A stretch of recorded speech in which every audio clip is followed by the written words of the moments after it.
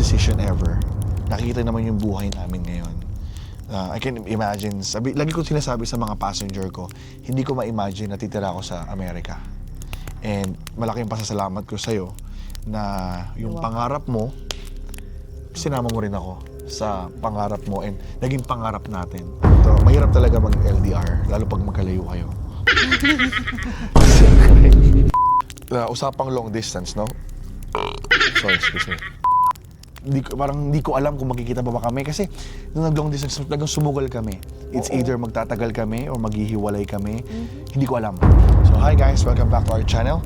And this is another episode of Tagalog Stories by Ron. Episode 3. Episode 3. So, our disclaimer every video is if you don't speak Tagalog, swipe up. Swipe up.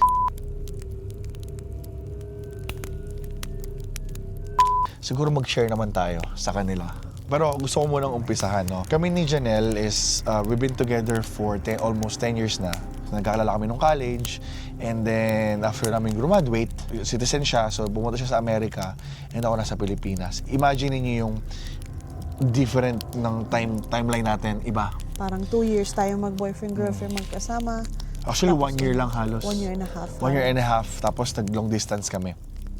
Usapang long distance, no? Sorry, excuse me. So, usapang long distance.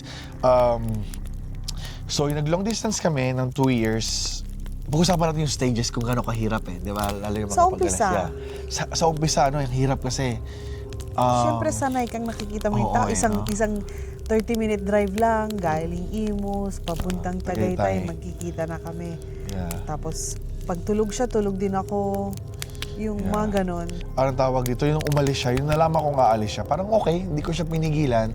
Hindi ko siya pinigilan sa pangarap niya. Kasi pangarap niya yun eh. Gusto niya makapunta dito. And siguro para din sa amin in the future. As in, wala akong idea. As in, alam ko lang, hindi pa nagsisink in. And I think yung pinakamahirap na moment is yung, kasi alis niya March 27, 2017, 2018. So, yung dumarating na yung March, Papalapit yung araw. Pumapasok na siya. Parang after ng month na to, wala na akong girlfriend. I mean, hindi ko na siya kasama. Di ba? Hindi ko na siya kasama. Yun yung unti-unting naisip ko. Anong naisip mo nun? Ako, honestly, sobrang excited ako. Kasi alam kong maumpisahan ko yung buhay natin. Kasi ako, end goal ko talaga, makatayo sa sarili kong paa, ikasal, magkabahay, magkaanak. Yun talaga yung nakikita ko eh. Kasi sa akin, may plano tayo eh. Hindi tayo nag-long distance. Okay, bye. Sige. Kung tayo. Hindi natin ginawa yun. Yeah. So ako, excited ako, pero malungkot ako kasi para sa akin, hindi lang ikaw yung iwan ko eh. Iwan ko yung magulang ko, mga kapatid ko, yung nakasanayan kong culture, yung klima, kung saan ako nakatira. Lahat yun, iniwan ko yun. Dala ko 2 suitcase lang, umalis ako. And hindi mo alam anong mangyayari sa dito. Hindi ko alam kung magiging okay ba ako, kung makaka-adjust ako. Yeah. Pero, may opportunity ako. I took it. And masaya ako, pero at the same time, very, very big adjustment siya. Tama naman. Yeah. And actually, nung tumatagal na yung first week, sobrang hirap makatulog. Halos 24/7 tayo magkausap sa video call. Mag-usap talagang, parang hindi ko alam kung magkikita ba kami kasi nung nag-long distance, talagang sumugal kami. It's either magtatagal kami or maghihiwalay kami. Hindi ko alam. Yung unforgettable moment ng long distance natin. Siguro yung away, common yun eh, yung mga tampuhan. Muntik na maghiwalay. Pero mapagmamalaki ko naman na hindi kami naghiwalay sa 2 years na nag-long distance. I know, right? Alam mo, hindi ako bumitaw. Alam mo yung pinakamahirap doon? Umuwi siya eh. May bakasyon. Gusto ko mag-propose sa kanya. So, yun yung September 6 sa Singapore. So, first time namin nakita ulit from March 2018. Ilang buwan pa lang tayong LDR. Exactly. Alam mo yun, ang saya ko eh, di ba? Ang saya ko, parang magkikita kami ulit. Ganun, parang siguro, kasi nagkatrabaho na siya, may pera siya para umuwi.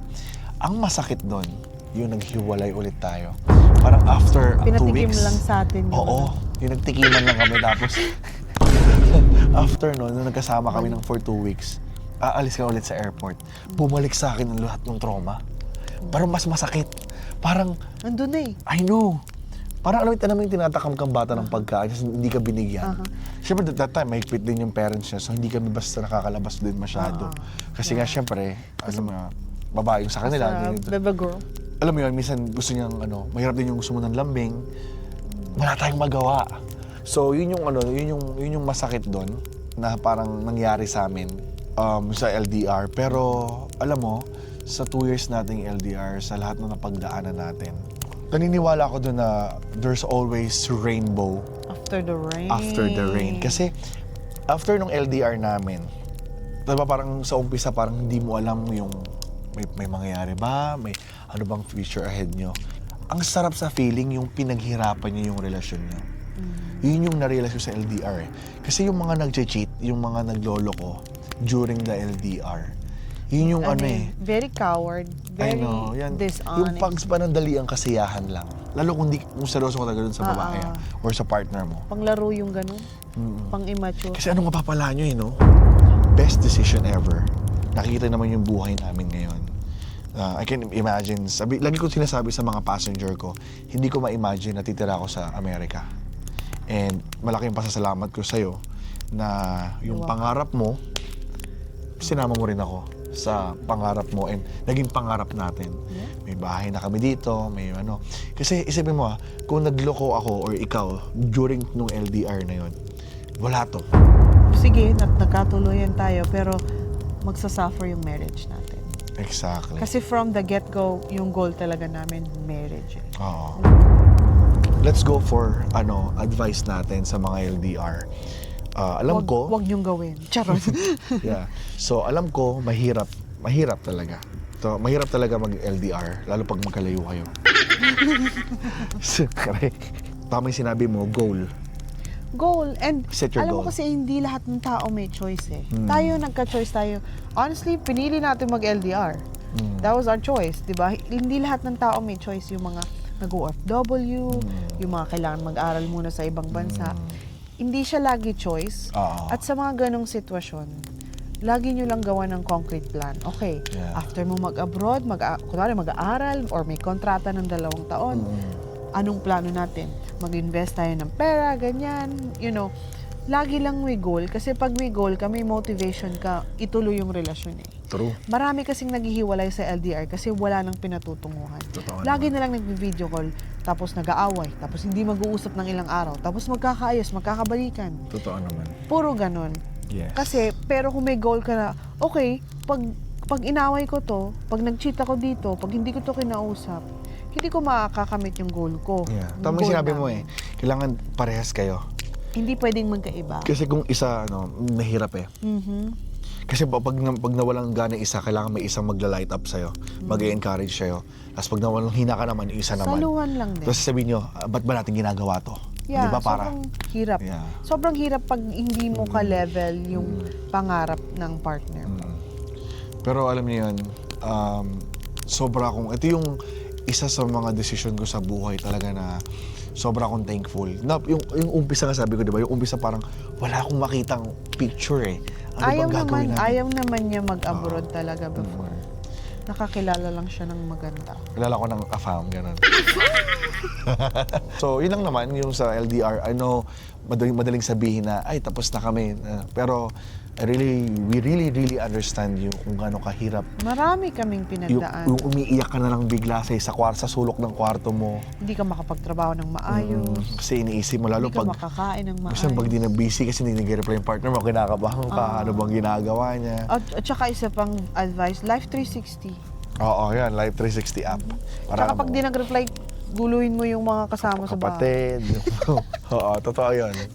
Nasaan ka daw, hindi ka nag-reply. So, ayun guys, yun ang masasabi namin. Kung LDR kayo ngayon, alam kong mahirap. You can comment down below and para mabasa namin kung ano yung level nyo na sa LDR. Gano'n ba kayo katagal? So, let us know. If you like story like this, don't forget to follow Stories by Ron.